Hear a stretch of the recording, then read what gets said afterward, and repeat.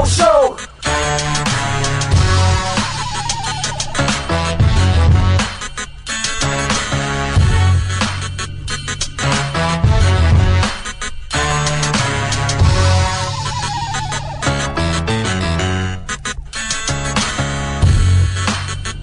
This is the Big O Show. This is the Big O Show.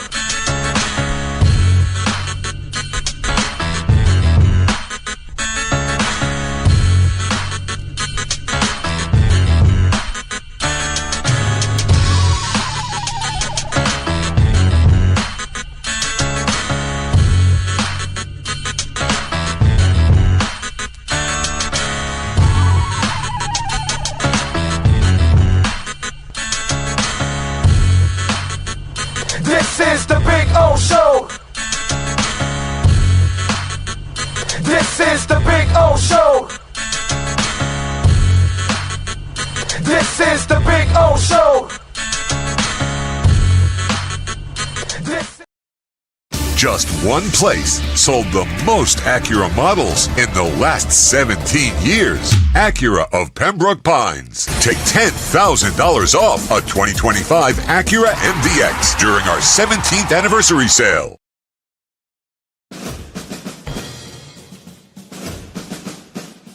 It starts every morning before the sun comes up. Projects are laid out. Plans are made. Equipment is fueled and loaded with inventory to handle all service requests. Orders are given to an army of skilled landscape maintenance professionals, certified arbor trimmers, irrigation technicians, and licensed pest management experts who fan out to communities and businesses all over South Florida. Experienced, on time, and dependable. Our staff is fully trained, licensed, and insured. Contact us by phone, email, social media, or through our website to answer all your landscape questions. We are Cutter's Edge. Total Landscape Solutions. After 40 years, the Big Cheese Miami is still producing great Italian food. They started in 1984. Since then, they've been winning awards while being voted the best inexpensive Italian restaurant in Miami. Visit them for great food, amazing service. Witness the decades of Cane's memories. The walls are like a Miami Hurricanes Hall of Fame. The Big Cheese delivers anything on its menu or party platter menu to your home, office, or even a park for a picnic. Located at 8080 Southwest 67th Avenue, Miami. Call 305-662-6855. TheBigCheeseMiami.com, where they serve large portions at family prices. It's big. It's gigantic. It's the Toyota of Hollywood Super Sale. Over 2,000 Toyotas from just $17,988. Like a Corolla LE, not $24,000, $17,988. Buy with 0% financing, 0 down. Join the fun and get a super deal at Toyota of Hollywood, the #1 volume Toyota dealer on 441 between Hollywood Boulevard and Sheridan Street. Open till midnight. When it comes to your smile, confidence is so important. At Moody S Dental, they provide the services to get your smile back. This family-run practice prides itself by offering the latest technology to give your family the best experience possible. Moody S Dental has been in business for over 30 years with offices in Hialeah and Plantation. They accept most major dental insurances. They provide free new patient exams, 20% off select treatments. To qualify, please follow us on Instagram at moodys.dental. Moody S Dental has been in business for over 30 years. To schedule an appointment in Hialeah, call 305-821-0231 and Plantation 954-692-6825. From Invisaligns, dental implants, same-day crowns, and the preventative care and preservation to get your smile back. Go to moodysdental.com to find out more and tell them Big O sent you.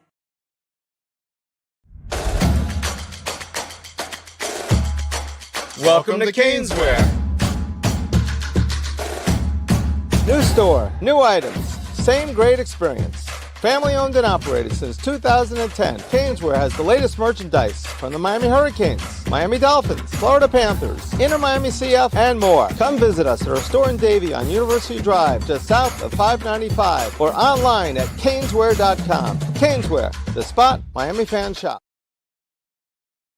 Before you buy or lease a Honda, Volkswagen, Hyundai, or any other model, compare Subaru, rated #1 in safety at Subaru of Pembroke Pines. Buy with 0.9% financing, 0 down. Forester with symmetrical all-wheel drive, $259 a month. Crosstrek with symmetrical all-wheel drive, $239 a month. During the Subaru A Lot to Love event at Subaru of Pembroke Pines, South Florida's #1 volume Subaru retailer.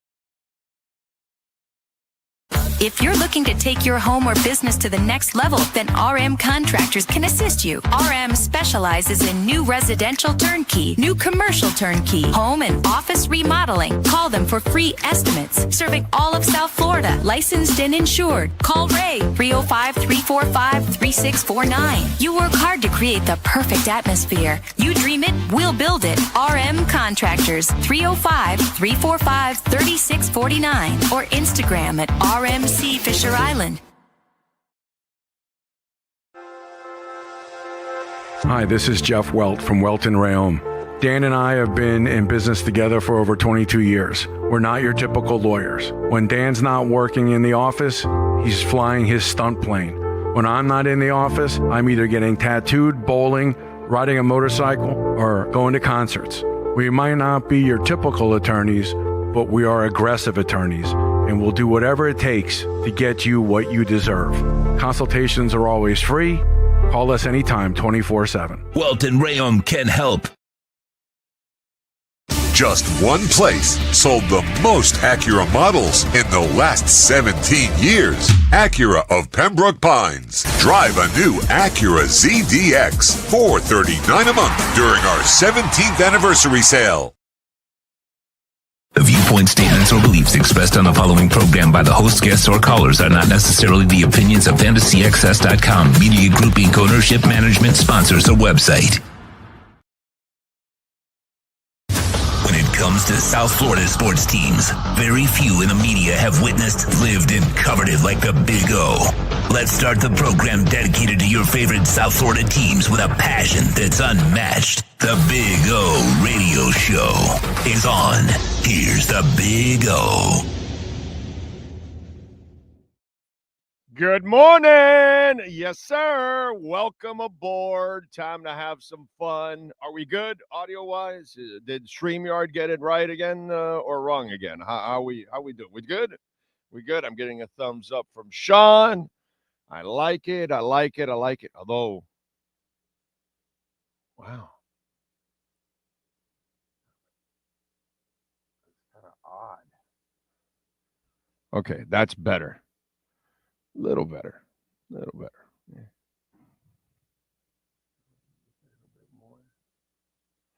There we go. That's a little better. I didn't move the damn camera. So I don't know how that got like that. But anyway, live radio, live show. It is what it is. Anyway, welcome aboard. How are you all feeling? I hope you're feeling half as good as I am as I'm watching Ethereum approach $3,200. Ow. Yeah. We got Ethereum, let's see, up 21% for the week.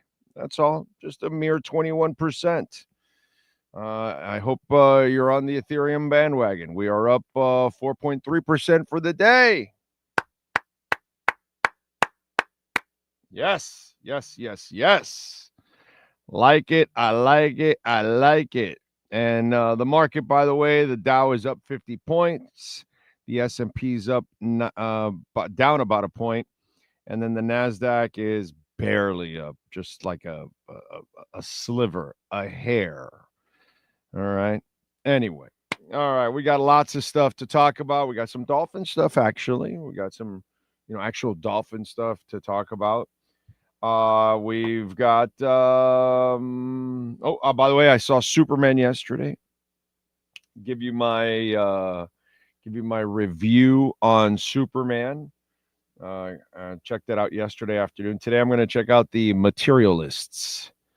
Going to go down to South Beach, actually. Going to go walk Lincoln Road Mall, hang out with the wife, and then watch. Well, I don't know because I hear thunder.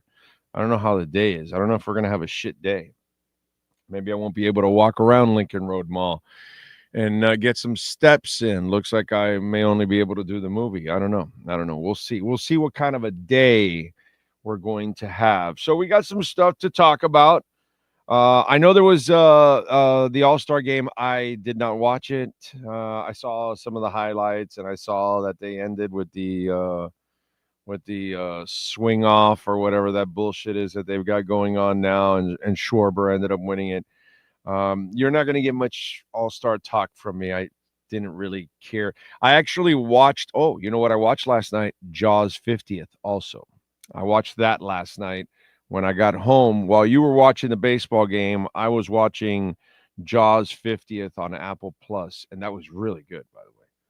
That was actually really, really good. I enjoyed the hell out of that. Obviously, when you live that and then you get to kind of, it was good to, some of the stuff I knew about, and then there was other little nuggets that I found out about and didn't know, and because it's been kind of cool, this whole 50th thing, because they have gone over everything, and you've been able to find out about a lot of the history of the movie, the people that were involved, and the ones that are still around, or the siblings and all that. And it's just been really, really cool. So if you're a Jaws fan, I would strongly suggest you watch the Apple documentary on Jaws 50th anniversary. Spielberg is all over it, but I mean, they've got all kinds of phenomenal directors in it. Okay. So Scorsese to J.J. Abrams. I mean, it's ridiculous. Okay. Just really, really cool stuff. You may want to check it out if you're a Jaws fan. I think you'll definitely enjoy that Jaws 50th anniversary biography or documentary, that is. It was absolutely excellent. So yeah, did that yesterday. So we got some stuff to talk about here on the show as always. And remember, we want to remind you that Caneswear is a proud sponsor of our program. We love talking about Caneswear and Brett and all the great people out there at Caneswear. And remember, you can visit them at 2655 South University Drive in Davie. Use our code BIG010 and you will get 10% off online or in person. It doesn't matter. Use the code BIG010. You will get 10% off. So maybe you're looking for championship Panther gear, or now we got the Dolphins season coming up, and Marlins are in the middle. You want to buy some Marlin stuff? Go ahead. Canes, Panthers. What am I missing? Heat in there. So all five of your Inter Miami, they've got all kinds of stuff. And then sometimes they have the other thing, they have like these clearance racks that are also pretty cool too. You may want to check out the clearance racks too, because you can find some deals there on the clearance racks also. So you got to go in person, check that out.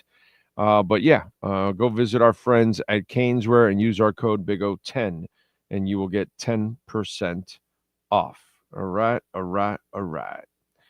All right, what else do we have going on in the world of sports that we can talk about? Well, let me do a little roll call first. And don't forget, folks, smash the hell out of the like button. Please, please, please. It's very important that you smash the hell out of the like button. That gets the algorithms going. As we always tell you, I see Gus 1388 is number one. We made a billboard late as hell, by the way. I completely forgot about it. Jay Gelfin, One-Eyed Jack. Yes, ETH has been running. It's just now picking up even more storm. And let me tell you something. Let me give you let's take a quick crypto corner in here and give you a little bit. Yesterday, listen, man, I'm objective, even if it pains me. Okay? I agreed with Marjorie Taylor Greene yesterday. Not about cloud seeding. No, not that stupidity.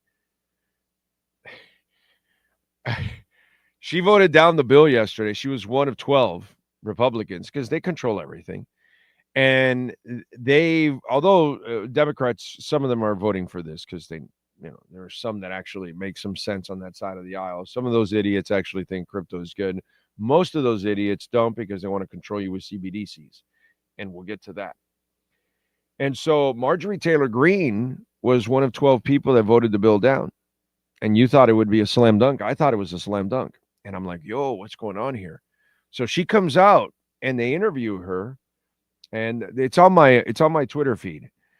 And they interview her and she goes, no, I voted it down because there was an option for CBDCs. And I'm like, wow. This garden gnome, I would never agree with. I mean, this thing that they put in office named Marjorie Taylor Greene is just disgusting in every way, shape, and form. But she actually spewed some logic because CBDCs are disgusting. That's the weapon that the Democrats want to use against us and control our money and control everything. And so apparently we have some Republicans that are also as evil as the Dems because they're both evil. And they snuck in the opportunity that the Federal Reserve could create a CBDC. And so they were like, no. So apparently they're going to eliminate that. They're going to put a separate bill to make sure there's an anti-CBDC bill, which, wow, that is awesome. Okay, because the European Union wants to, they're implementing the CBDC. China has already done it. Russia's already done it. I mean, you start to look at the countries that do CBDCs, and you're like, oh, wait a minute, yo, I don't want anybody that can turn my money off, control what I can buy or not buy or whatever. That in China, your money expires. That's how their CBDC is. You're forced to use the money. You mean I can't save it or no, you gotta. Your money expires. CBDCs. Anyway, so they shot it down. And then late last night, Trump posted that he had talked to all of them. They're going to vote, pro now because they're going to eliminate the CBDCs, which is super important. If that is all true, that is great for us. I mean, they're going to do a lot of terrible things, but that's one good thing. I got to point out the good things, and I'll point out a ton of the bad things, but I'm going to be objective about everything, no matter what. So this is good for us, especially those of us that invested in crypto. And once these laws are in place, trillions are going to come into Bitcoin and crypto. Trillions, not millions, not millions, not billions, trillions. Okay? Not hundreds, not thousands. Not millions, not billions, trillions, to do it LeBron style.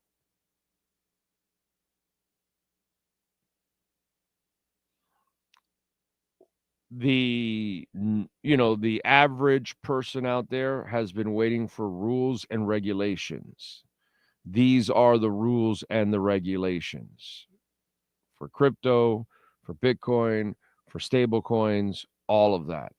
This will give the green light to all the banks, to all the normal investors out there, to all the investment firms. Anybody that had any kind of trepidation now will not have that anymore.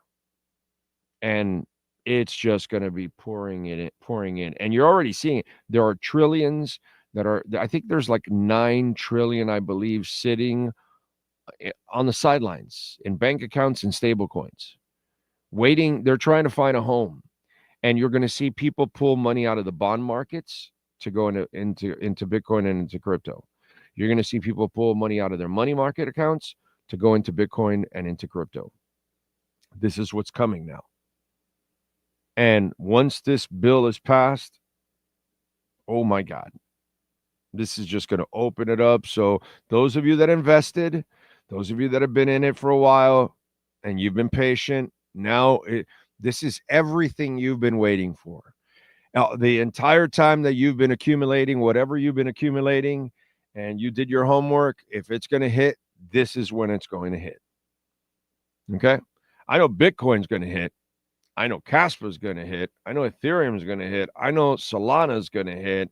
I know XRP is going to hit. There's Avalanche. There's a couple that are going to be pretty surefire, hits. HBAR, Ondo, but this isn't going to be like prior runs where every altcoin had a run. We're all going to fail. If we invested in several altcoins like I did, there's going to be some failure in it. Okay? But the main ones are probably all going to run and run heavy. Okay? And Ethereum has been a deadbeat forever, for a while now. And so much that you had people saying, oh, it's dead, or never, because they're stupid and they don't really understand and they don't have patience. The people that have patience, and when it dropped, all they did was accumulate more. Those are the smart people, because most of the stable coins are there. So you're going to have, and they have a ton of everything else that they do on Ethereum. The Ethereum is going to be the main banking system in our world, pretty much, because that's going to be the main one for business, not Solana, Ethereum. Okay. And they already worked on their gas fees, and they're working on being even more scalable. It moves quickly, Ethereum now, very fast, and it's much more efficient, and it's much more cheaper now than it ever was in the past when the gas fees were ridiculous. Those days have passed, and they're getting more scalable. So Ethereum is going to explode.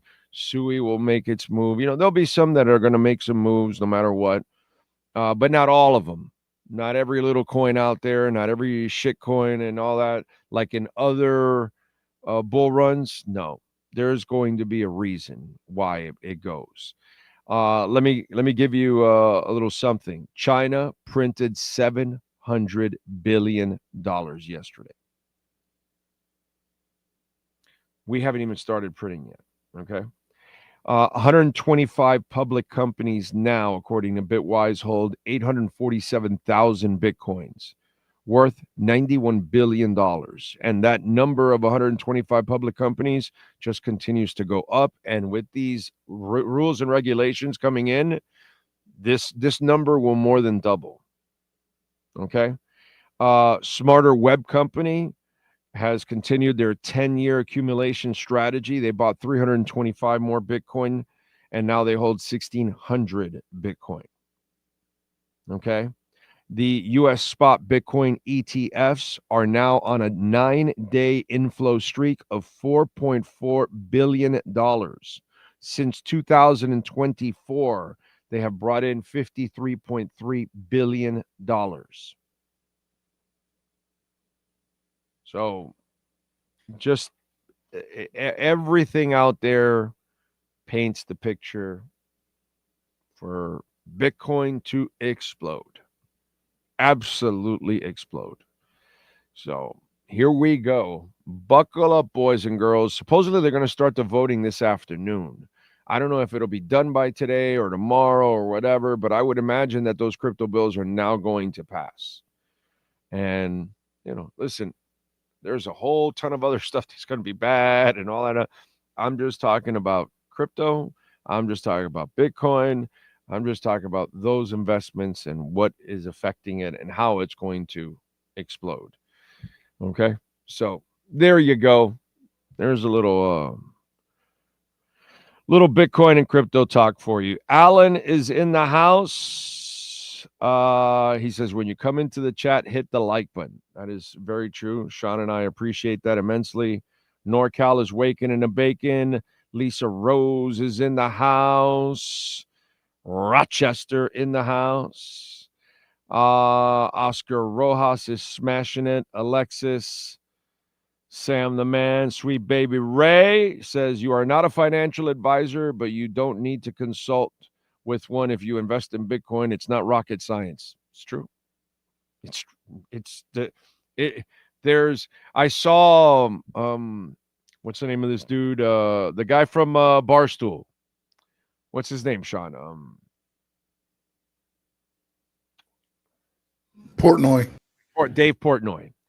And he's ranting, because he's done a lot of stupid shit. He's, he bought Bitcoin and then sold it, and this. Then he's bought it again at a higher price, then sold it, and then bought again, and he doesn't, and because he doesn't do his homework. And then he was bitching, if I didn't just buy these stocks or didn't sell, and I just bought Bitcoin, I would have been better off. And I'm sitting there going, no shit. I'm like, you didn't do your homework, Dave Portnoy, and many of you out there. It's the problem. You listen to too much bullshit. You listen to the people that don't know anything about it. There's that meme out there that says, have you seen that meme, Sean? That says, I don't know too much about Bitcoin, but you're wrong about it. It's like, and those are the idiots I deal with all the time on this show and on social media. Like, you don't know anything about it, but then I'm wrong. And it's like, so you got to do your homework. And it's really simple. It's exactly what Sweet Baby Ray says. Buy it and don't worry about it. And buy whenever you want. And if there's a dip and you have a little extra money, buy even more. And if you still didn't believe, you should have bought now when it dropped to 117, 116.9, whatever the hell it was. Because if it was at nearly 123, you just got a freebie there. And if you don't believe it, why don't you just try it? Why didn't you try it when it was at 50? Just for the hell of it. You threw $5, $10 in there. You threw $100 in there. And then you watch it grow, and then that will give you your problem, a lot of you out there, the first, hey, do you think there's going to be a dip? And I'm like, don't worry about the dips, bro. When the dips come, buy even more. But buy. Don't worry about the price. Whatever price you're going to buy is going to be super cheap months and years from now. So don't worry about it, dude. Now, if you're in you think you're going to make a quick buck or something like that, and you want to get in and out, I'm sorry, I'm not the guy for you on that, because I don't have money. But for those of you out there that, you're working stiffs like I am, just buy, sit, and you'll see it grow, dude. It'll grow faster than any weed in your yard. Okay? Unless you call it Cutter's Edge, then you won't have any weeds. Ocala Joe is in the house. He's smashing it, and the like button too.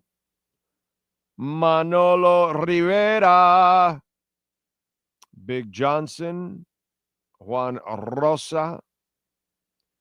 Oscar says, in my opinion, Superman was okay. Too much fighting. Typical superhero movie. Actually reminded me, because the dog was really the hero in the movie, and the evil president craving for a donut. Hey, was it a Dandy donut? Did he get it at Randy's Donuts? I don't know. I'd be crazy. Hey, watch out. I crave them donuts too. John Padilla's checking in from San Francisco. Alan says he's taking his mom and his wife Saturday to Cracker Barrel, then to see Superman. I'll give you my review. No spoilers, but I'll give you a review. Jeff in Long Island. DF, Pat in Asheville. I was watching Jaws 50 last night, didn't finish it. Did they mention that that's one of the most famous Jaws jump scares was filmed in a pool? Yes. Yeah. They've at the end, when they did a lot of the filling in stuff, I mean, I don't want to ruin it, but yeah, Spielberg went back and then they shot certain scenes in a pool to kind of complete the movie. They talk about it, actually. So yeah, watch it. They'll explain it. Jay Gelfin is in the house. Since you mentioned crypto, how did you? I'm gonna give you a review in a minute. Paul Pereira in the house. Let's go Cardano. I just don't see growth on Cardano.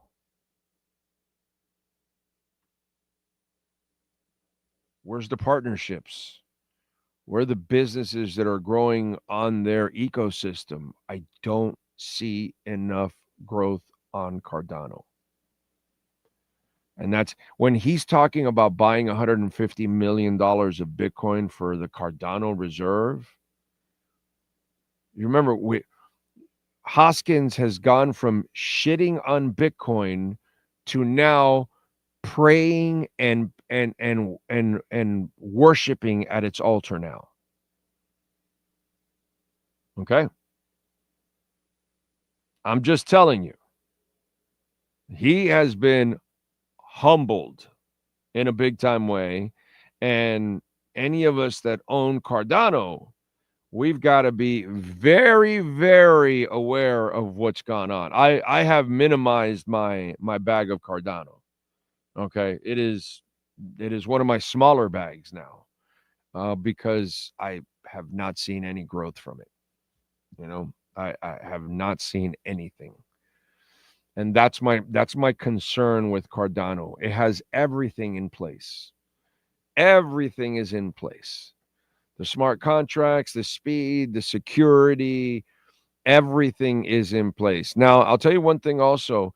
He refuses to add a burning mechanism, and he should. He should add an EPPI 1551 or whatever the hell. Oh, maybe the letters, numbers, I've got a little bit mixed up, but Solana has that. And Ethereum started that, and I think that is very good. That when you're in transactions, you're burning a small portion, which then starts to minimize the amount of coins that are out there, and then that makes it more of a deflationary mechanism instead of an inflationary mechanism. There's a lot of things to be concerned about with Cardano. That's all I'm going to tell you, Paul. You do your own homework, my brother, and you do what you want. But yeah, I've moved out quite a bit out of it, unfortunately. Dustin says Rod Stewart up here in New York last night was fire. Great lineup this week. Def Leppard, Billy Idol, Fish, Doobie Brothers. I will get with you about Judas Priest concert up here in New York. All right. The wife says she'll go if you're really serious about it. What's it called? Dude, Billy Idol, you got to go see him. I wanted to see him in this tour because sometimes he won't play like the new album he's playing like 5 or 6 songs from the new album. And man, John Wayne is an excellent freaking song. And I don't know if he's always going to do John Wayne, because songs from Kings and Queens of the Boulevard, which he doesn't do Whiskey and Pills in this concert. You know what I mean? And so there's like certain songs from that album that he is not doing in this one. And he'll do the classics always, but then stuff from his newer albums, he'll pick and choose. And in this tour, he's not doing anything from Kings and Queens from the Boulevard, which I've seen already. I saw that tour a couple of times, and I've seen some of those songs. But now he's doing a lot from this new album. And I would tell you, Dustin, this new album of Billy Idol is underrated. The first 6 songs are fire. Okay? He's still writing some really good music. Steve Stevens is still jamming. I really like this new album. So I would see him. Joan Jett, I know, is opening up. She doesn't have much left in the fastball there. But Billy can still sing. And the new music is actually really good, man. Really good. Brian Landis in, Ty in the Bronx. Jonathan Levy, Big O, do you think there's still value in buying a primary residence versus renting? I would tell you, to be quite honest, I would not buy anything right now. I would buy Bitcoin. That's what I would do, my friend. Your house will cost you 50%, 60, 70% less than it would have. So if I'm you, whatever down payment, whatever you were thinking, I'm not a financial advisor, but I would put a bunch into Bitcoin and then I would sit back and wait 3 or 4 years and watch that son of a bitch go 10 to 15x and then say, yeah, let me go get my house. Let me go get my condo. That's what I would do, my friend.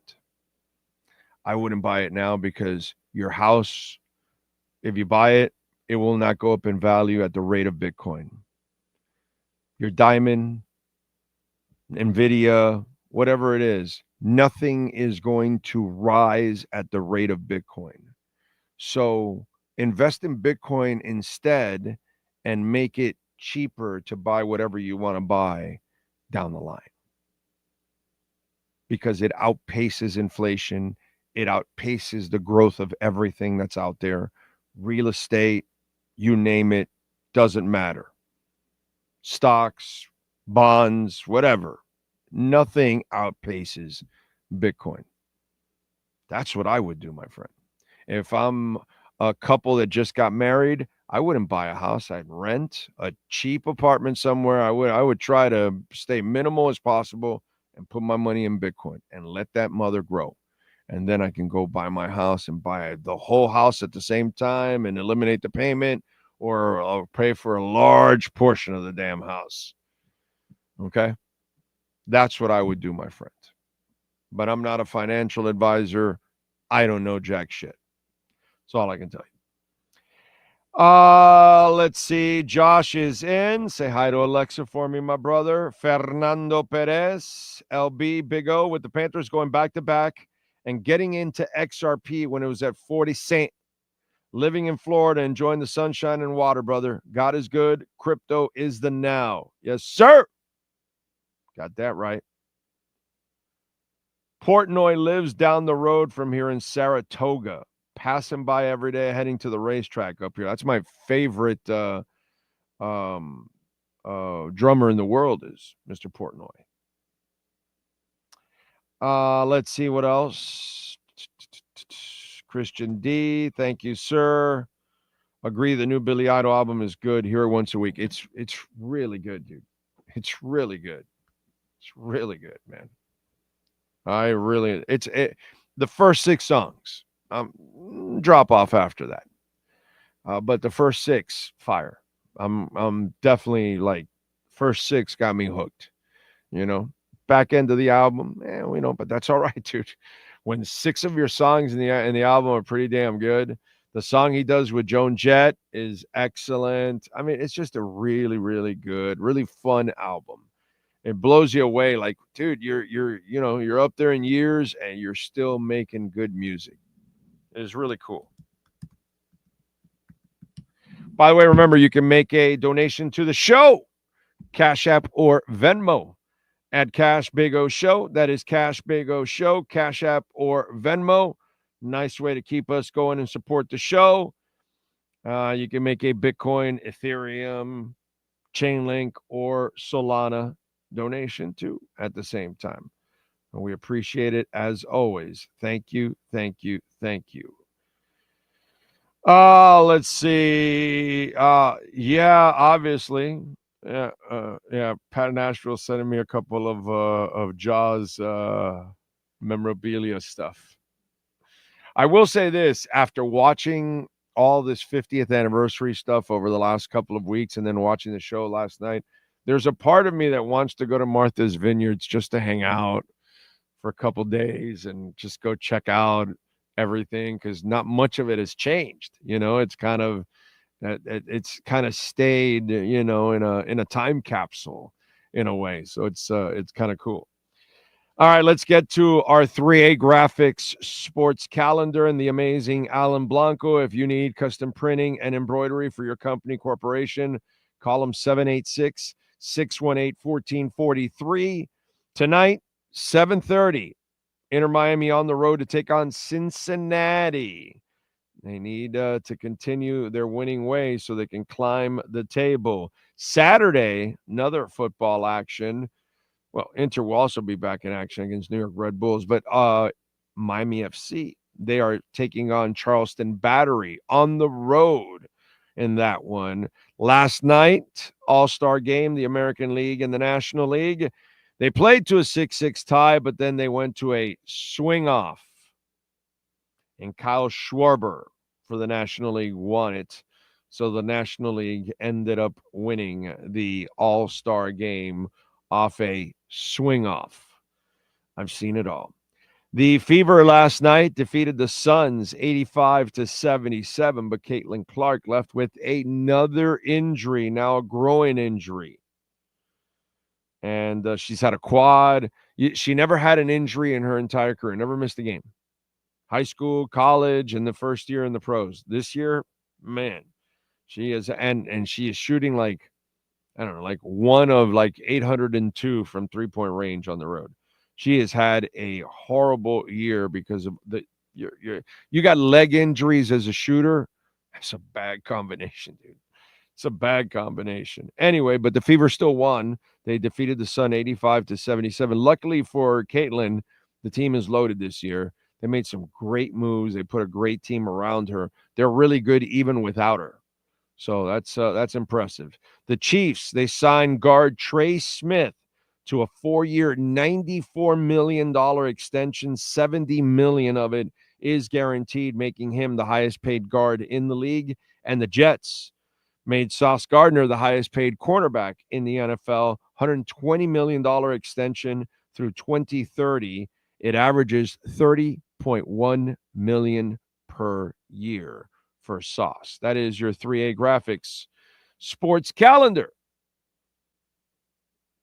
All right. Let's see. This has to be the most boring offseason I can remember. Yeah. What are you going to do, bro? You know what I mean? They didn't try. There was no there was no urgency in the offseason.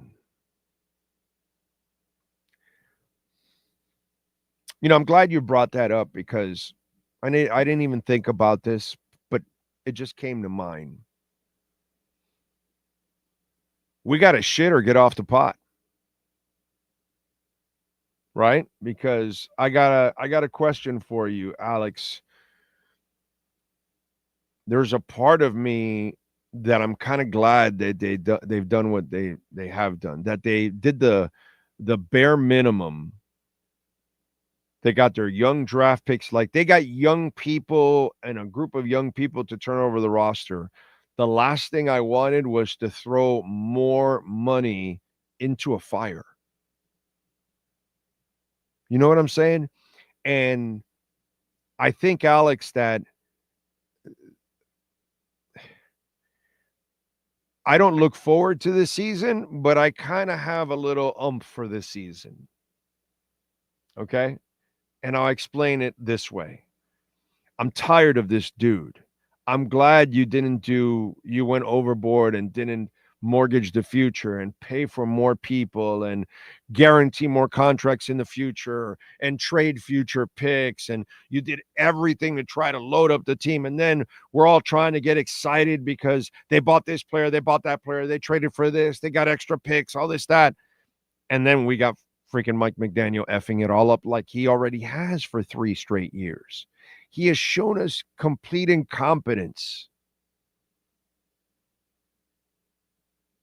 So guess what, dude? I'm glad that they didn't do much. And this puts him in an even more difficult position because he sucks as a coach.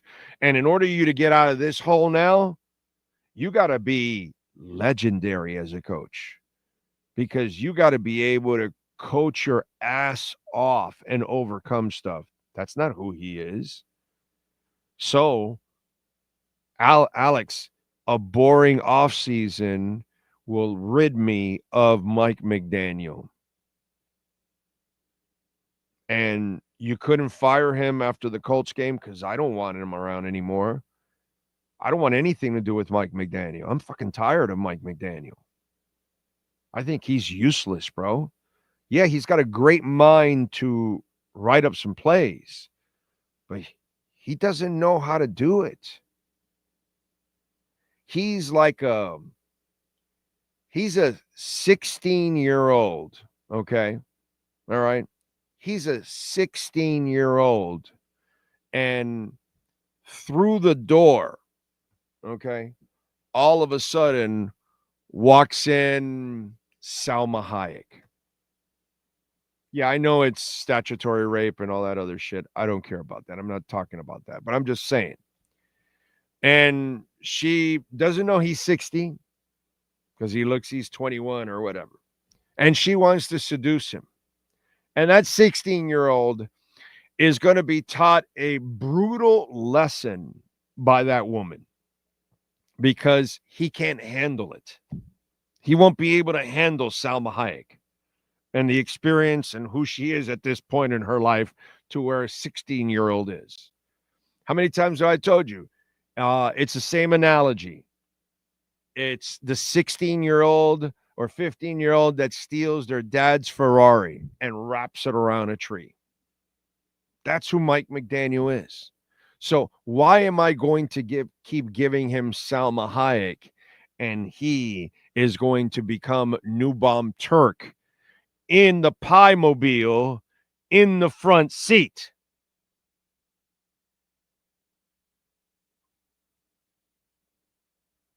If you got that one.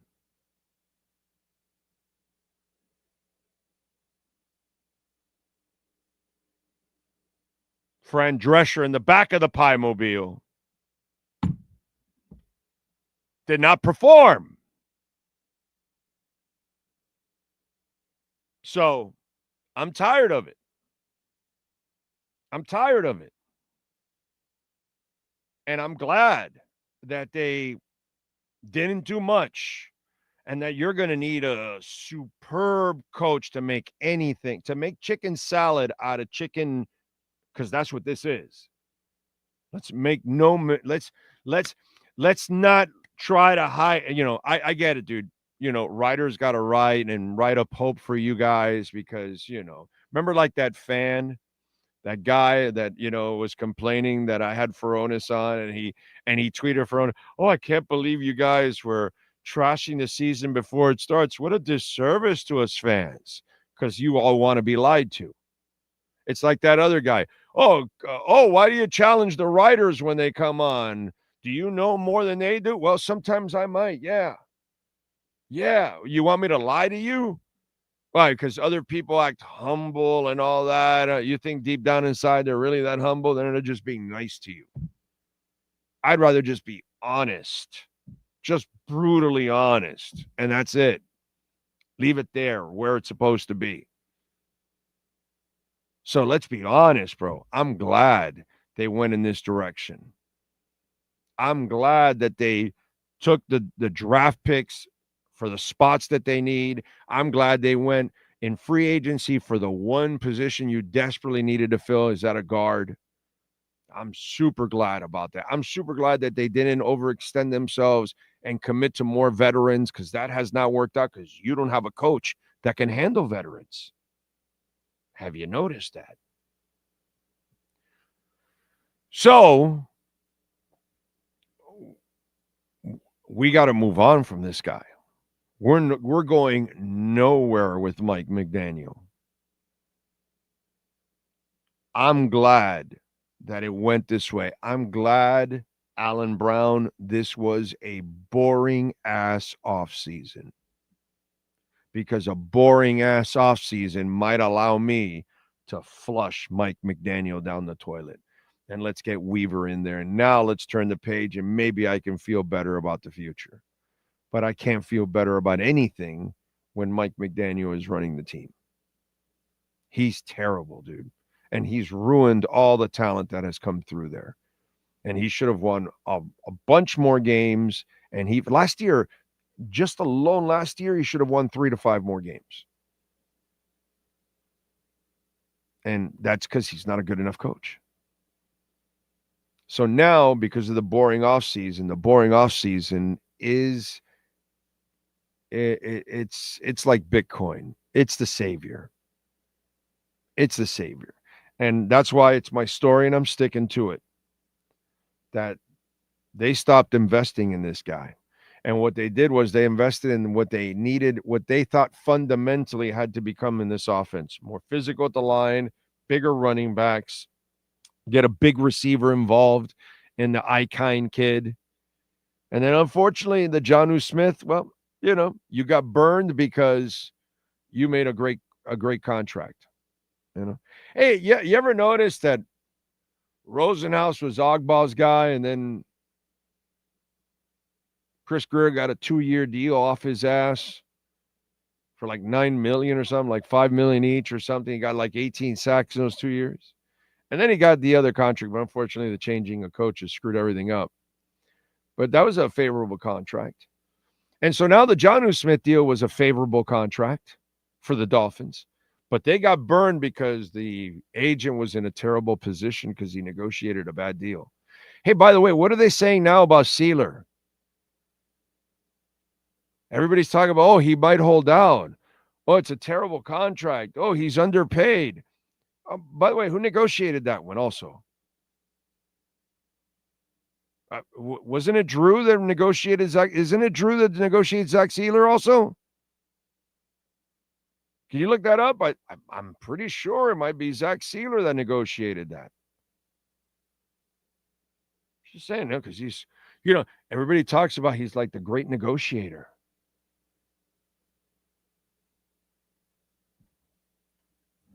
Yeah, his agent is Drew Rosenhaus. No, I know it's a shitty deal. That's why I know his agent is Drew Rosenhaus. I'm just trying. I'm actually putting math together. I'm pretty good in simple math, by the way. Letters, X, Y's, and all that shit. I don't want anything to do that. But when it comes to addition and subtraction and fractions and percentages and all that, I can figure shit out, bro. I can figure shit out. I can figure out what's going on with our economy and all that. And I can figure out the economy of football too. Isn't it interesting how the Dolphins get burned because they out-negotiate Drew Rosenhaus? Okay. Anyway. Just point it out. That's all. Let's thank the folks at BigCheeseMiami.com. If you're looking for a little lunch, a little pasta, 8080 Southwest 67th Avenue, 305-662-6855. Go see Gary and all the great people out there. And you can also order online some party platters if you want to. They can deliver it. You can pick it up, all that kind of stuff. 305-662-6855. And, of course, the walls just loaded with 40 years of Hurricanes memories. Photographs, autographs, all kinds of stuff. Check it out there. Go to BigCheeseMiami.com. By the way, anybody in the media going to break that one down for you? Nah. They won't touch that. Can't touch that stuff, bro. That only happens here on this show, where we kind of tell you the way it is. Anyway, Lenny says, I've noticed the trenches have been getting paid. Usually it's from the outside in. The skill positions usually make the big bucks, but now that's changing a bit, in my opinion. Yeah, depends on the player, but interior guys will always get paid if they're good enough. But now, yeah, the guards are making a lot of money now. Yeah. Jeff in Long Island is in the house. I think it's a wait and see with the Finns win or next year rebuild. I think it's kind of like retool, not rebuild. You kind of got a foundation, and then you're going to keep building off of this. I think we're going to be rolling with Weaver. I really do, ladies and gentlemen. I really do. Alex says, you spot on. Oh, I agree. We try a different method this offseason. Hopefully it brings us fans a different outcome, if not this year, in the future to come. Yeah, I think I don't look for it in this year.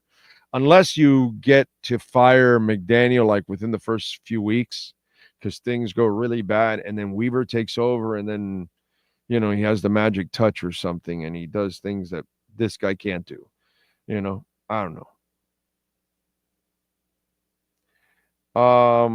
Brian Landis says, is the tree Greer, Ross, or all of us fans, oh?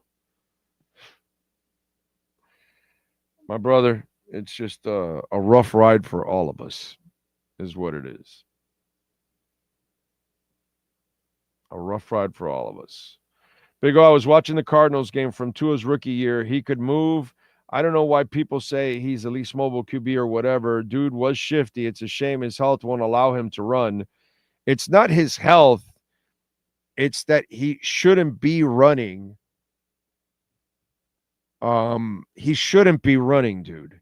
He shouldn't be taking on any contact. He should play the way Tom Brady played and the way Marino played and the way Peyton Manning played and Drew Brees. Move around, buy yourself a little time, slide. Do not take on any tacklers. And if they intercept you, you don't go chasing them down, asshole. Was Marino chasing people down or Drew Brees? No. They know who they are. And that's where Tua has to understand, bro. And that's what pisses me off about Tua. He can move in the pocket and manipulate stuff with his eyes and his arm and his and all that. But that's all you can do. You have to stay within that. You're not a running quarterback. Okay? And that's what he has to understand. If he plays the way he played 2 years ago, he can play untouched forever. Rarely get hits. Once in a while somebody's going to break through and you're going to have to take a hit but even if somebody's coming at you, bro, fold. Get down. You don't try to fight it off. You're not strong enough to fight it off. You're not that guy. I remember there's a highlight, a great highlight, dude. It's against Oklahoma. And Vinny Testaverde, okay, who is, biggest choker there is in the history of the Canes football program at quarterback. But he was a freak of a talent, okay? He had abilities that the Lord blessed him, dude. He can move around for a big guy. He was strong and all that. He was so strong. I don't know if it was Bosworth or another linebacker. I'm not exactly sure. But he put his hand and stopped a linebacker coming at him on the helmet and then threw over him and completed the pass. I'm sure the highlight has got to be there on YouTube somewhere. Son of a bitch slowed a linebacker down by putting his hand on the helmet and threw over him, if I remember correctly, and completed the pass. You think Tua can do shit like that? Of course not. But don't do stuff that you're not built to do. And if he plays the way he played 2 years ago, you're golden. If you play the way you've played all the other years, well, then you'll see the results. Right? It's pretty simple. The math is simple. It's up to Tua to figure out the math. He's been pretty stupid about that. He doesn't figure out simple math. Don't run, don't take hits. You live long. Run and take hits, you die. Somehow his dumb ass hasn't figured that out. I can't help him on that one. What else do we have? All right. Let's talk a little Dolphins. Before I do talk Dolphins, by the way, do want to remind you about Acura of Pembroke Pines, our friends at 15601 Pines Boulevard, just off of I-75 in Pines. Mike Chan, Jordan Ferber, they run that service center there, and it is an absolutely beautiful service center. Great place to relax while you're waiting for your car, get the oil change, tires, whatever it is that you're doing for maintenance and all that kind of stuff. Come on down and check it out. Ask for Jordan Ferber or Mike Chan. He's the boss. He gets it done. We got the Summer Performance Sales event going on right now. And the Integra, the 2025 model, you can get it for a mere $299 a month. They've got 3.9% financing for 60 months.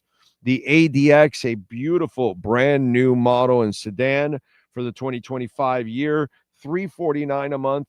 4.9% financing for 60 months. If you want to get electrified and you want to get a great deal, the ZDX, $469 a month, get electrified, baby.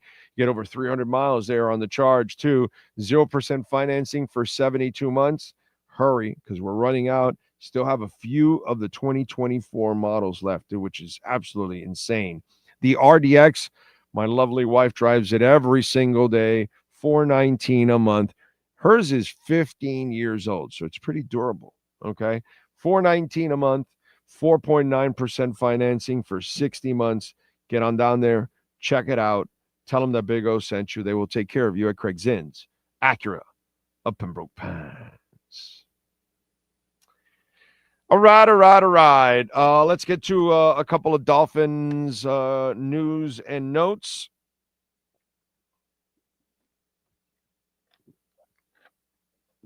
First of all, in the notes department, the Dolphins promoted Chandler Henley from senior offensive assistant to run game specialist. Now, the thing about Chandler Henley that, nothing personal against Chandler, but this guy was teammates with McD at Yale. So if the friend's not that good, are you going to trust his buddy?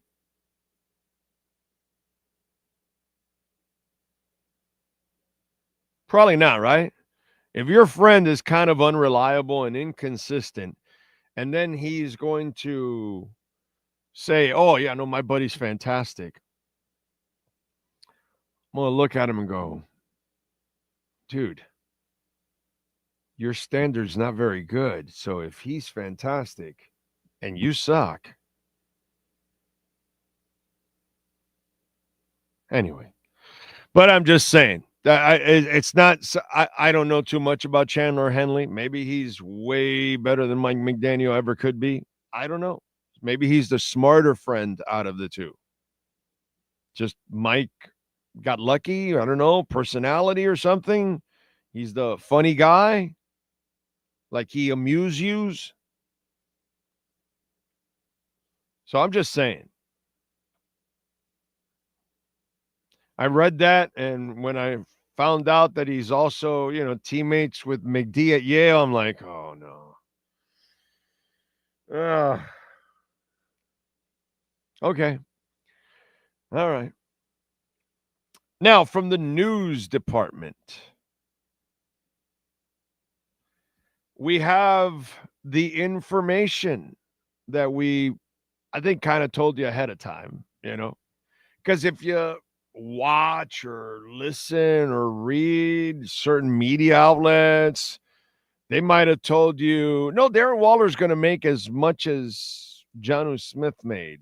And no, he's not actually. He's not making the $5 million that Jonnu Smith made or was going to make here. No. And the minimum is around $1.3 million.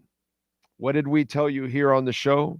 That he was going to get a little bit more than the minimum. And Darren Waller's salary is deuce. $2 million. Okay? The $3 million he has in incentives are absolutely unlikely to be reached. So it's a $2 million contract, which is nothing. It's crumbs in today's NFL. If you're able to actually get 500, 600, 700 yards from Darren Waller at age 33, not 1,100. I mean, if you get that, then you know what? We'll be picking on Chris Greer again because Drew Rosenhaus will say, oh, well, he's underpaid. Well, bro, you negotiated another shitty deal. That's your problem, not ours. But anyway, let's get back to reality. As we told you that he was going to get a little bit above the minimum, there he goes. All right. So $2 million is what they're paying Waller, and the rest is history. He won't make the $3 million in incentives because they're crazy incentives. So not again, it shows that the risk was minimal, but again, the player is also a lesser player than what you just lost in Jonnu Smith. Now, can if you look at it, there was a lot of screens, a lot of underneath stuff that he was able to. That's kind of where he made a living. There were a couple of times that he was downfield.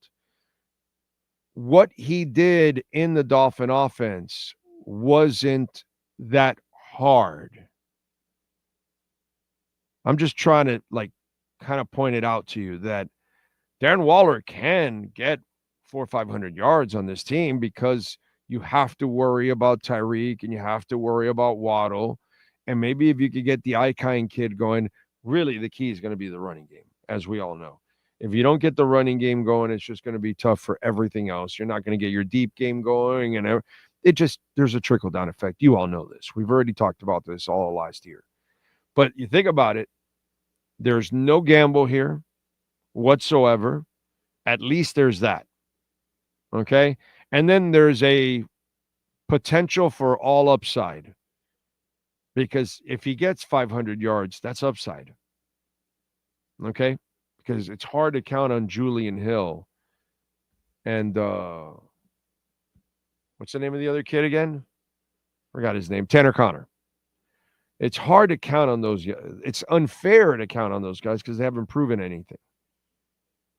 But at least it's good to know that, when people tell you, oh, he's going to make what John, no, he's not. It's only $2 million. That's it. Not a big deal. What else do we have here?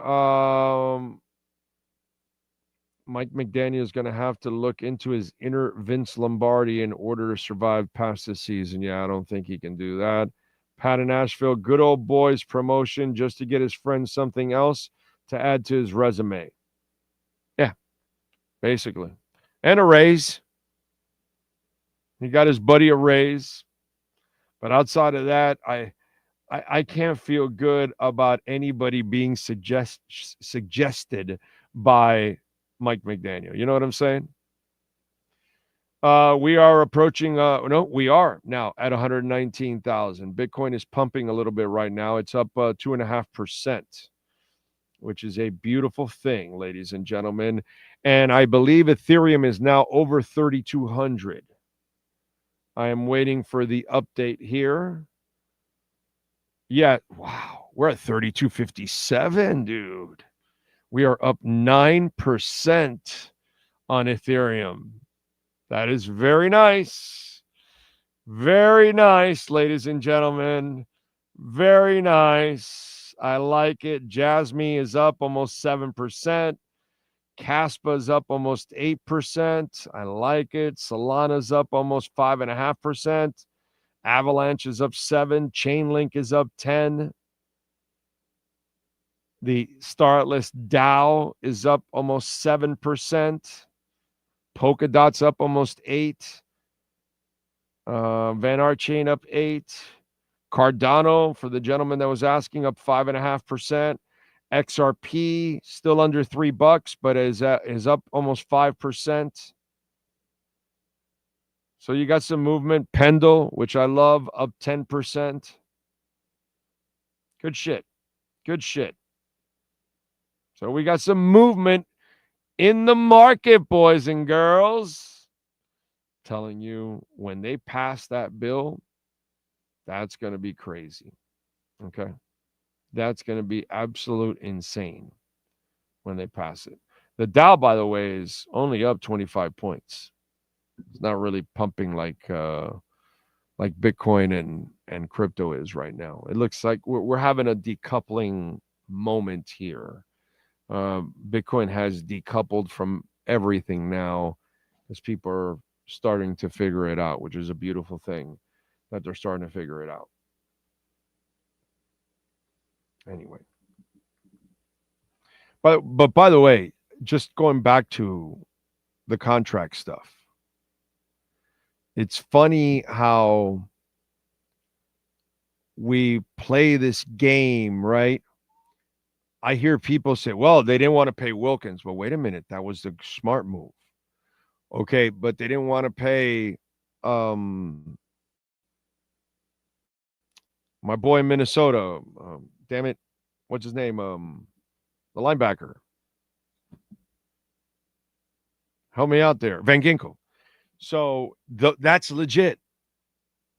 But it's funny how we end up in all these situations and then we don't talk about, well, no, the Jonnu Smith deal was a great deal. It's just now you get burned because you did a great deal. Now the Zach Sealer deal is a great deal, but you're getting burned because it's a great deal. And not enough people take the time to praise the great deals. We just praise the bad deals. We just praise the Jalen Ramseys. The Tyreek Hill, I can tell you for a fact, I know the front office was kind of strong-armed into it almost. And it's their fault. Okay? The only thing is, I wonder if the owner was part of this at all in any way, shape, or form. I know the coach was. I know the coach was going to bat for Tyreek and got burned. But I don't know if the owner was. But that's where the front office fails and says, and we have to admit, the Tyreek one was a bad move. Absolutely bad move. Although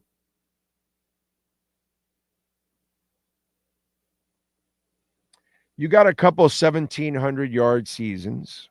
I'll have to say that he didn't play the best in some of the clutch moments, which kind of hurt. What happens if Tyreek ends up with a 1,000-yard season leading into the deadline? See, that's right. You got to let me finish.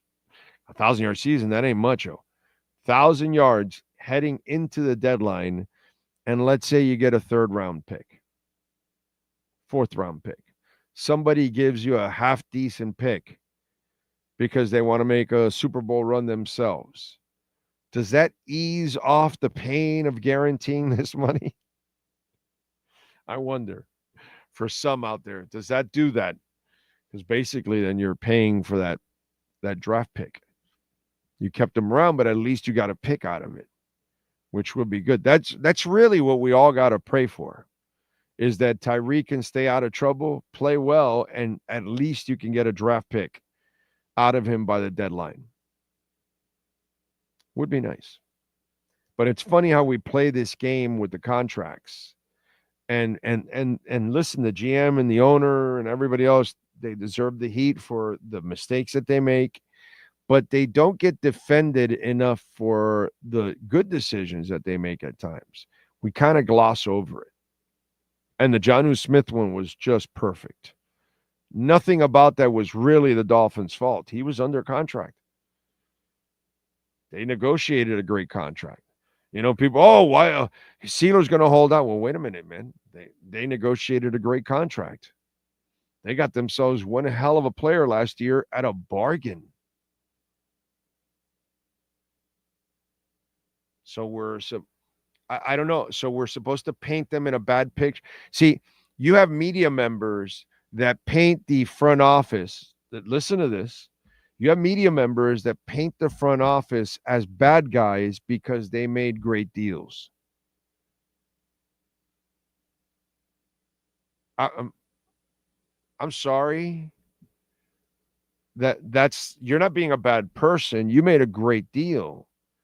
But now the Dolphins are bad people and they're cheap because they're only paying Sealer $10 million or $8 or $9 million or whatever the hell it is he's making. Well, no, dude. That's the agent and Sealer's fault. Don't phrase this like the Dolphins are the bad people. And that's what they're doing. Why are the Dolphins the bad people?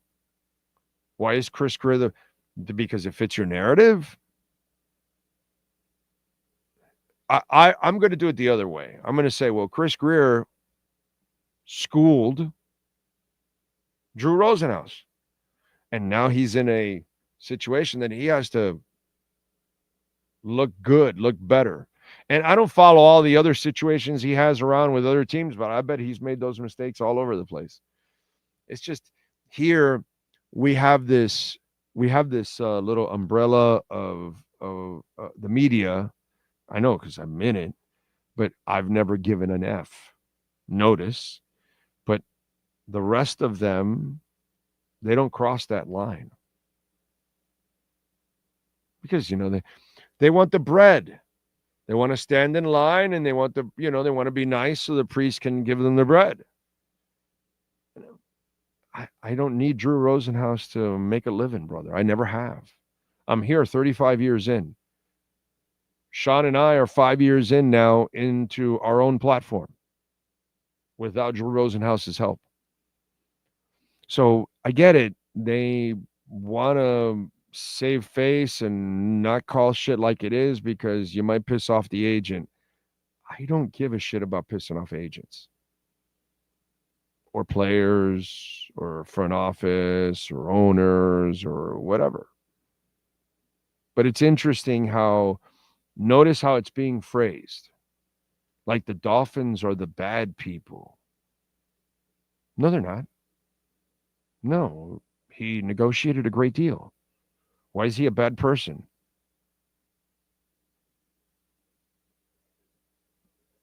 And he doesn't get enough credit for that at times. And I get it. The overall results are not there. So no one, ownership or front office, is going to get jack shit because they don't win anything. But if we can at least separate some of these issues, because now it's being painted that way, I think that's wrong. Don't pick on the Dolphins because they cut a great deal and got a bargain. And Jonnu Smith had the greatest year a Dolphins tight end has had, and they got it at a bargain rate. So they're the bad guys now? I thought that's good management. I thought we're supposed to praise good management. Oh, no, but Zach Siegler, he's so severely underpaid. Oh, the Dolphins are such bad people. I'm glad that gives them more flexibility, and they got a bargain. I don't know. It's really an odd situation. I don't understand it at times. Okay. I also don't understand now during hurricane season, if you don't have Welt and Rayom's number in your phone, grab that phone right now, save it 954-966-4646, anywhere in the state. And we are in hurricane season. We are in rain season. And as you're watching the floods in New York and New Jersey, okay, the floods in North Carolina, the floods in Texas, all right, none of them are hurricanes.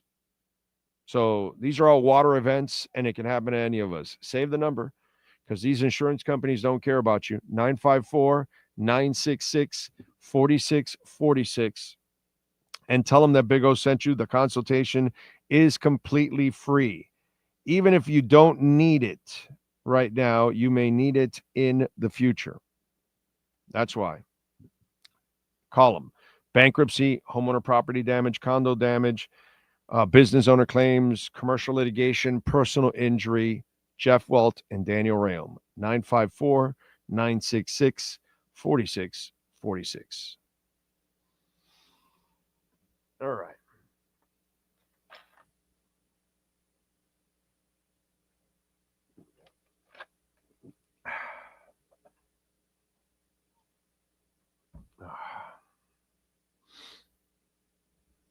Let's see what else I wanted to talk. Okay, let me give you my no spoilers. Okay, I'm not going to do any spoilers, but I saw the new Superman movie yesterday, and it was entertaining. Was it a great movie? No, I wouldn't put it in the great category. I'm a little bit of a hard ass. I'll give the Maverick movie. That was great. That was great. That's not this kind of great. No, it's a good movie. It's entertaining. It's cute. It's got the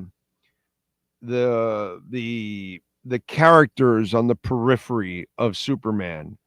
Add color to it, keeps it loose and all that. Even Sean's boy makes an appearance, funny. So I get it. I get it. By the way, your boy takes a check from everything. Okay, Sean? Your boy is everywhere, bro. Like that. Is there a bigger whore right now in entertainment than your boy? I mean, everywhere, bro. I haven't seen anyone. Promos, everything. What are you going to say? I haven't seen anyone being a bigger whore than him. He's voiced over everything. I don't know if you noticed that. He's got a voiceover on a lot of the car commercials, definitely, and some other things too as well. Yeah. And his Peacemaker comes out now too as well. He's everywhere, dude. And he made a cameo in Superman. It's like, it's 3 seconds of him, but it was funny. I got to say, it made you kind of laugh. You know what I'm saying? So the characters on it were good. It was a solid storyline that they came up with. I got to say, the best actor of the movie is the guy that plays Lex Luthor. He does an excellent job of hating him. He does a great job of being Lex Luthor, and it's a different kind of Lex, where there was, the Gene Hackman deal and stuff like that. There was always a little bit more of a lighter side sometimes to that Lex Luthor, right? Well, this one is all business.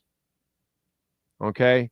And I think the emotions that he brought to it, I thought kind of elevated the movie, to be quite honest. I think Luthor is one of the key figures in the movie, normally, as it is, obviously, because he's a top villain, but the way he controls and the presence that he has in that movie, I would say he's probably the key figure that really drives that movie and drives your emotions, throughout the movie. Again, not a great movie, but I'm going to say it's a good movie, an entertaining movie. And obviously Superman and all that kind of stuff. That's what you want, and I'll give them this. Whereas Captain America that I saw recently, I thought that was lame and slow and not enough action.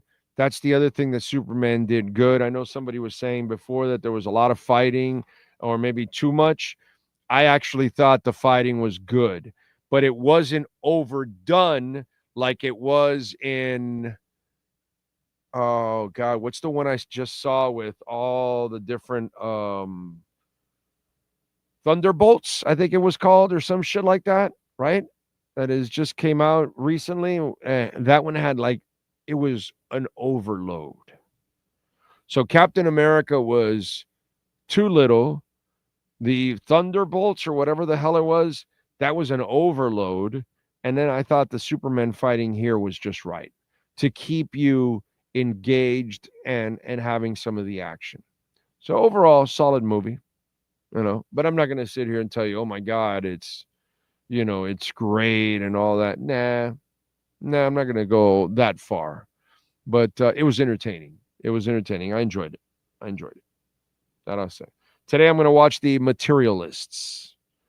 I'll give you a review of The Materialists tomorrow on the show. Okay. There we go. Don't forget Cash App or Venmo at Cash Big O Show. That is Cash Big O Show. Cash App or Venmo, and you can make a Bitcoin, Ethereum, Chainlink, or Solana donation. We checked Ethereum just a few minutes ago at 32.57. What is the update now? Because when we were doing this, it's going to be moving and grooving quickly, and there we go. It went down 7 now, 32.50. So we are at 6.9%. See what happens now. Where are we at with Bitcoin? Are we back at 119? Where are we at with it? 119, still 119.28. That's about it. What else? Jay Slim says the movie was terrible. Are you talking about Superman? I wouldn't call it terrible. Arrow says, I like the new Superman movie. James Gunn is an awesome director. Yeah, he did a nice job with it, I would say. John Cena has granted 650 wishes through a Make-A-Wish Foundation. That is nice. That is very nice. Good for him. But he is everywhere, bro. Jesus Christ. And I'm not surprised, right? Because he wanted a family with Nikki, and then Nikki didn't want a family. Is that kind of what happened? And then Nikki then ends up getting married, and now she's pregnant with the new dude? Weird. It was the other way around. Oh, it was the other way around. Nikki wanted a family. He didn't? Yeah. Ah, okay. So that's why she had a kid right away. Okay, there you go. There you go. Alan says, cool, Big O. My wife wants to see Superman. Yeah, take her. What the hell? It'll be entertaining, bro. It'll be entertaining. Ocala Joe says, haven't seen the movie, but Nick Hoyle is a very good young actor. Check out Juror number 2. Okay. Juror number 2. All right. I will do it. Pedro Pascal is in everything. Yes. He's in Materialist. Yes. And in Fantastic Four. And yeah. He's everywhere. Pedro Pascal is pouncing on his fame like he should. This is his moment to like take advantage. He's super, hot name. He's super likable too. Pedro Pascal is very likable. That is, I got to give him that. He has that likable trait, that some people have, and good for him, man. That really helps him out. And he's a damn good actor, overall. But he's everywhere, dude.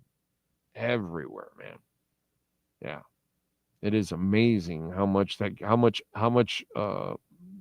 action that guy's getting now. The Dow, by the way, is down 95 points. The S&P is down 14.5 points, and the NASDAQ is down 1/3 of a point. Interesting. Wow. Wonder what's going on in the bond markets, by the way. Where is the 10-year? The 10-year yield is at 4.479. And I know the 30-year went over 5 yesterday. Is it still over 5? Yes, it's still over 5, which is not good either. People are dumping our debt in a big time. Let me tell you something. If somehow or another they do fire Powell or he resigns or whatever, says White House official says President Trump is likely to fire Fed Chair Powell. Just to give you, here's a prediction of mine, just shits and giggles right out here. I don't know anything whatsoever.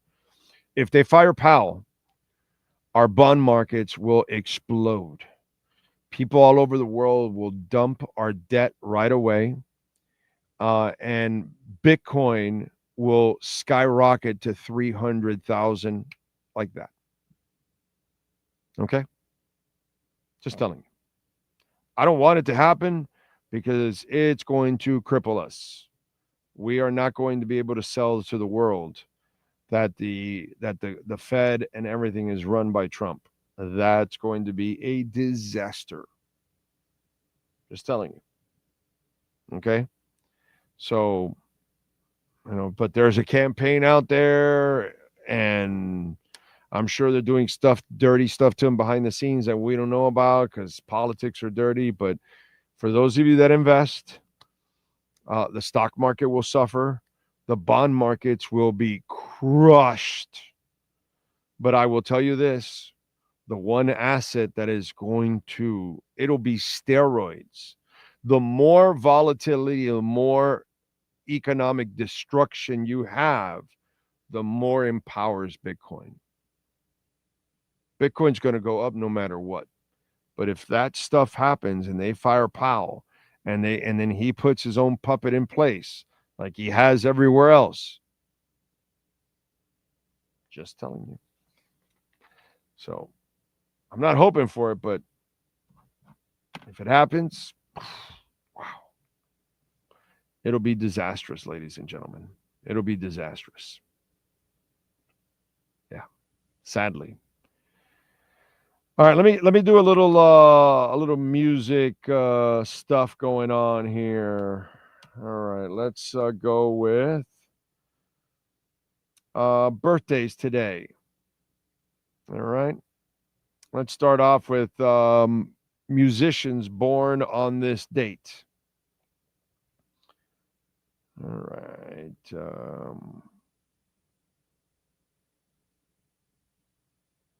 Stuart Copeland, first one. Wow. All the way to 1952. Drummer, obviously, of the Police. Mark McEntee from the Australian band The Divinyls. If you're into touching yourself, back in 1952. Born on this date in 1947 is Thomas Boggs from the Box Tops. The drummer, born in 1947. Let's see who else celebrating a birthday today. That's about it, bro. It's kind of weak sauce today when it comes to the musicians' birthdays. Now let's get to other famous people celebrating birthdays today on the 16th. As always, if we don't give you the age, that means this person has passed away, since this list is usually very deep and old. Black Sox scandal figure Shoeless Joe Jackson, born in 1887 on this date.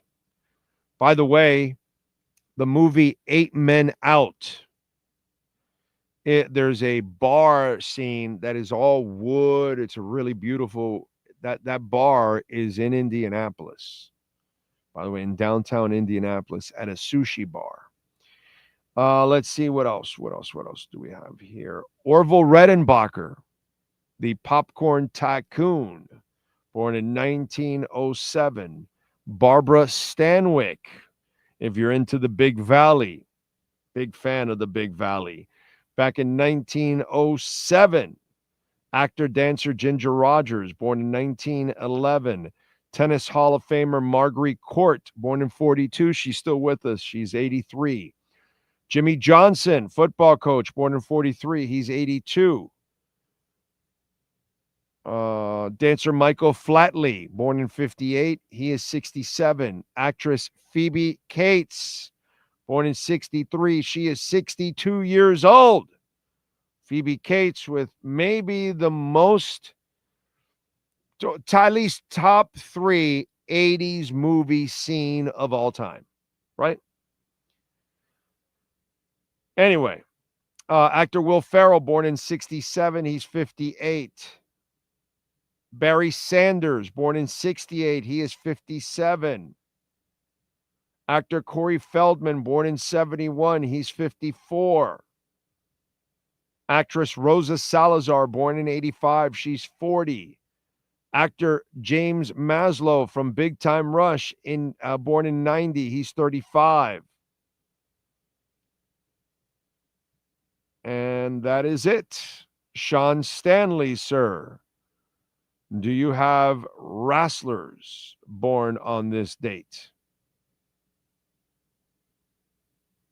Yes, sir, we do. Happy Humphrey was born on this date in 1927.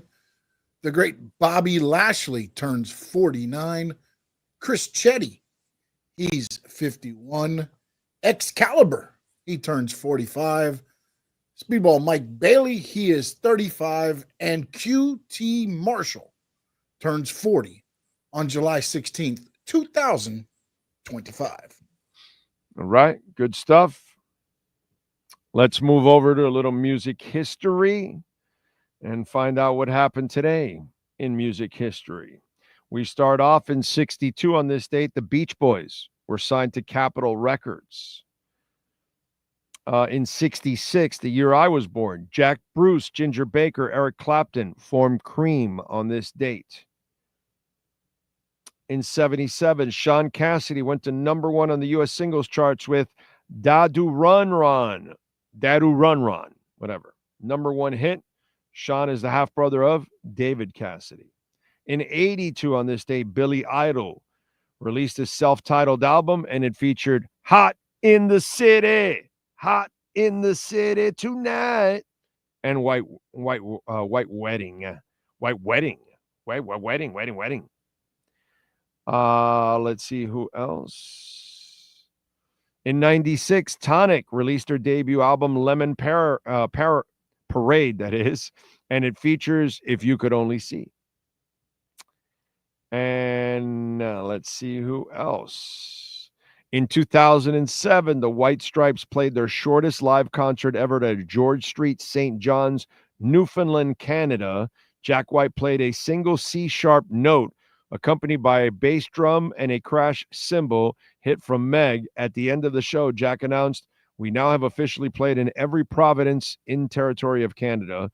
The concert is captured in the documentary Under the Great White Northern Lights, which tracks the White Stripes' entire 2007 tour across Canada. Who else? In 2014, blues guitarist Johnny Winter died at the age of 70 in Zurich, just days after playing at the Lovely Days Festival in Austria. In 2017, on this date, DMX was charged with tax fraud in the U.S. after allegedly hiding millions of dollars in earnings. The rapper, whose real name is Earl Simmons, was arrested in New York. Law enforcement officers claimed he owed millions of dollars in taxes from songs and said he went out of his way to break the law.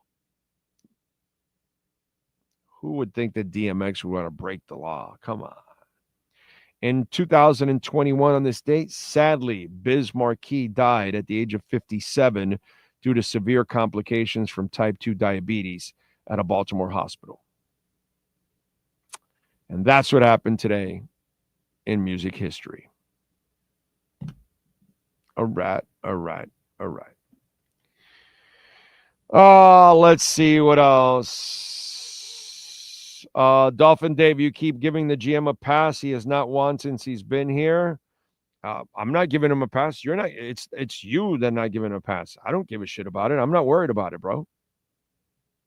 Okay. Yeah, I haven't wanted. Do you live by that? Most of you don't want Chris Greer. I get it. That's fine. And that's good.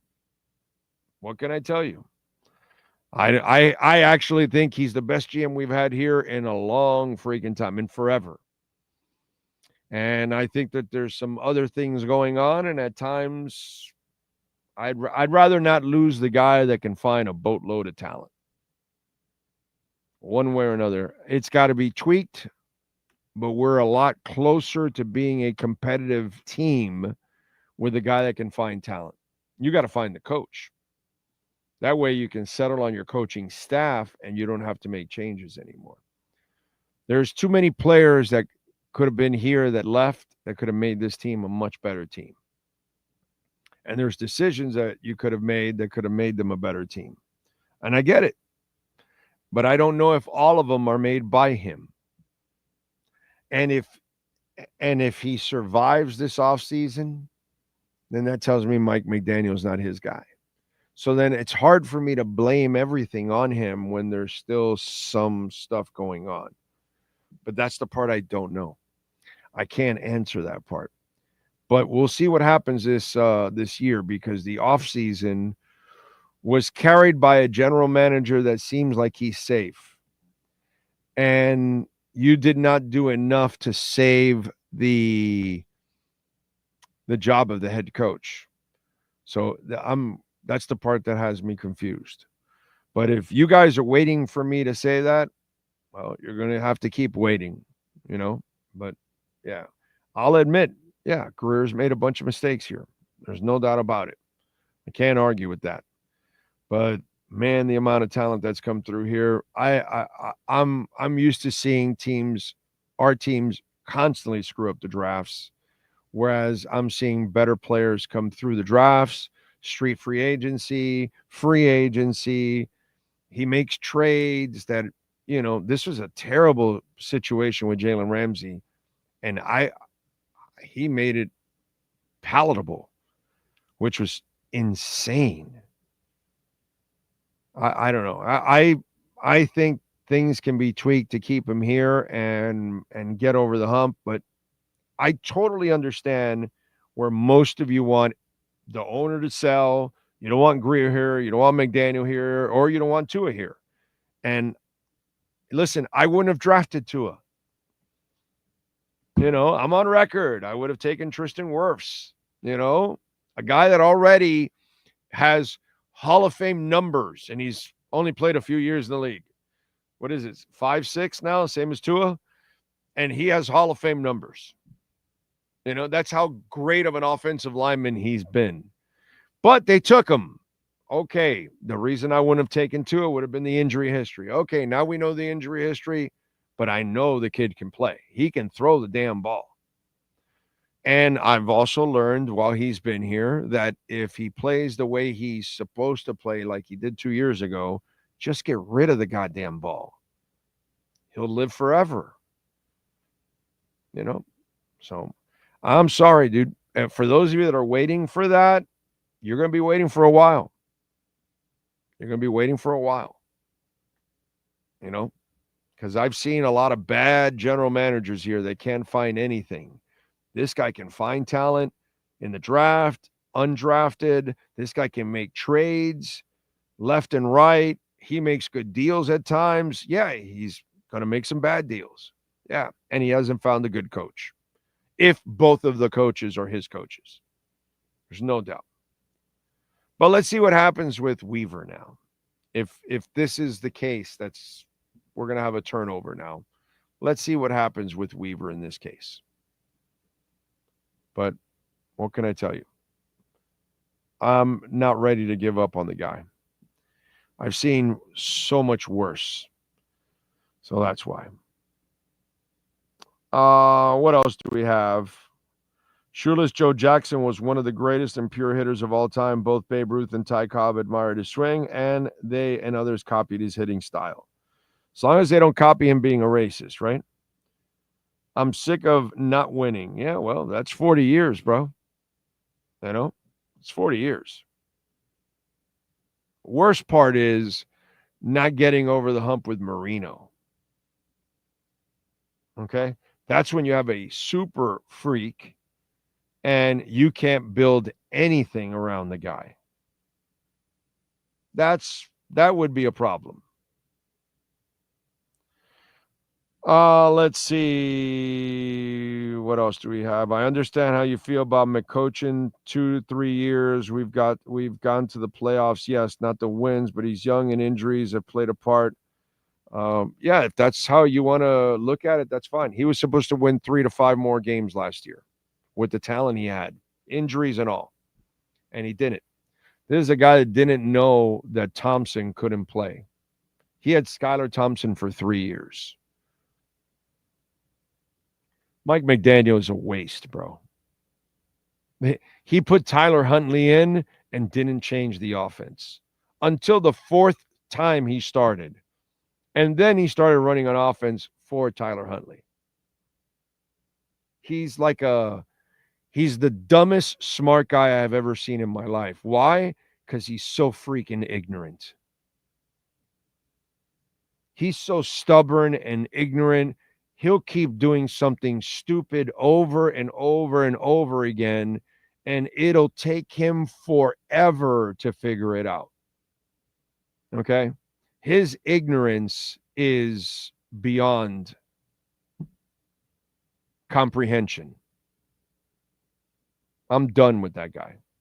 So they've given him already more than enough talent, and he has underachieved every year. Every year I can say he should have won 3 to 5 more games last year. Easily 3. Easily 3.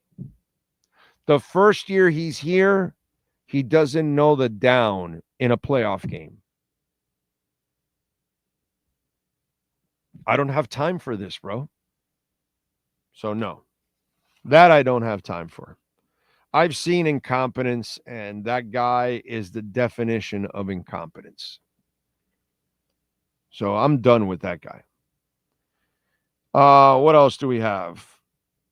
R.I.P. to Phil Tesh from Grateful Dead and David Cousins from the Strawbs. What else? The saddest part is that this is one of the least talented rosters since McD got here, and I still think it's good enough to compete in the playoffs, but we have a goofball head coach to ruin it. I don't know if it's good enough. I disagree with you. They don't have any depth. Injuries almost anywhere are going to cripple them. I disagree with you wholeheartedly on that, my brother. Yeah, this is the worst team he's had, and that's why I'm telling you. This is a year that he's set up for failure for sure, because he couldn't succeed with real talent and everything else. Now he's got lesser talent and inexperienced talent, and he's going to succeed. Yeah, that's not going to happen. It's not going to happen. He might be book smart, but common sense dumb. Exactly. Yeah, it's like watching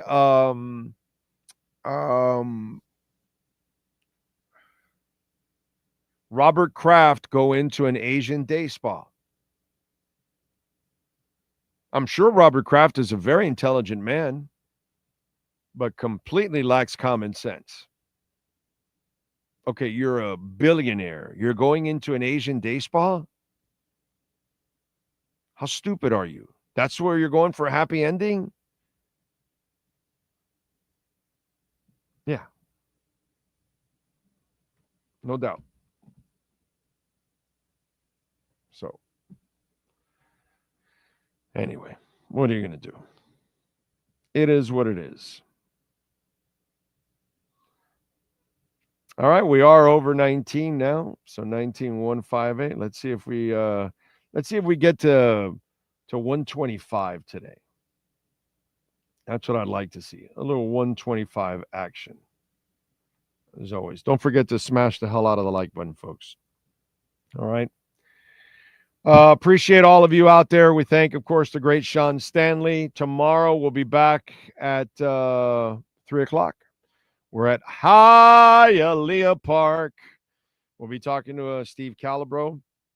Dude, Jersey's like underwater. You people out there in Jersey, man. Jesus.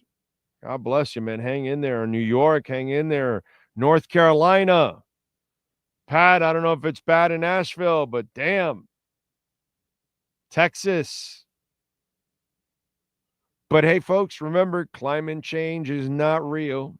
All of this used to happen to me when I was a kid in the 70s and a teenager in the 80s and a young man in the 90s. Yeah, no, this was common all the time.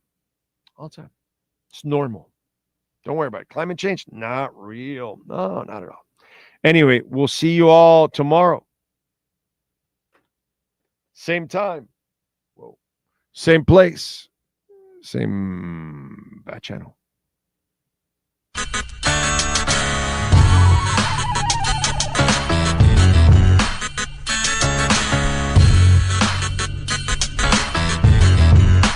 This is the Big O Show.